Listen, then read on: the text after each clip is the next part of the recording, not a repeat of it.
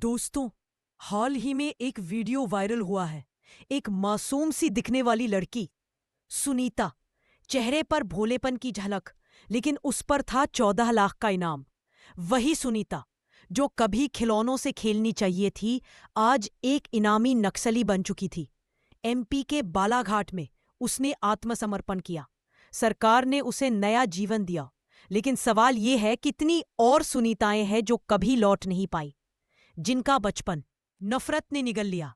नक्सलवाद की शुरुआत 1967 में पश्चिम बंगाल के नक्सलबाड़ी गांव से हुई थी। चारू मजूमदार और कानू सान्याल किसानों के शोषण के खिलाफ सशस्त्र आंदोलन लेकर उठे। उनका नारा था, जमीन उसी की जो उस पर खेती करे। पर वक्त के साथ ये आंदोलन हिंसा में बदल गया और फिर देशद्रोह की राह पकड़ ली। आज नक्सलवाद भारत की आंतरिक सुरक्षा के लिए सबसे बड़ा खतरा है। ये संगठन न सिर्फ सुरक्षा बलों बल्कि लोकतंत्र और संविधान को भी चुनौती देते हैं।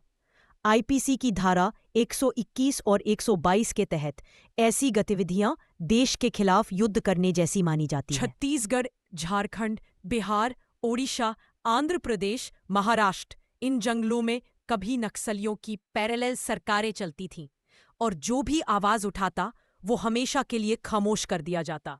नक्सली हिंसा के आंकड़े: 2007 बस्तर में 55 जवान शहीद, 2010 दंतेवाड़ा में 76 जवानों की शहादत, 2013 सुकमा में 27 लोगों की हत्या, 2004 से 2014 तक देश में 16,000 से ज्यादा नक्सली हमले हुए, 10,000 से अधिक सुरक्षाकर्मी बलिदान हुए।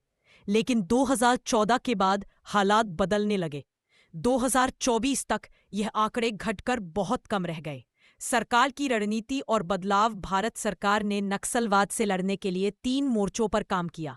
पहला, सुरक्षा बलों का सशक्तिकरण; दूसरा, विकास; तीसरा, पुनर्वास।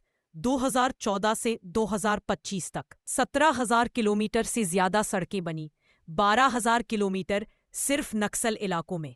कई गांवों में पहली बार बिजली पहुंची और बच्चों ने स्कूल का चेहरा देखा।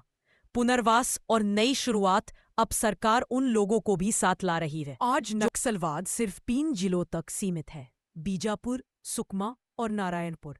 सरकार का लक्ष्य है मार्च 2026 तक नक्सलवाद का पूरा अंत।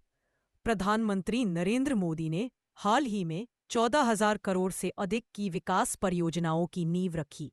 देश अब एक ऐसी दिशा में बढ़ रहा है जहां हमें बाहर के दुश्मन। जय हिंद।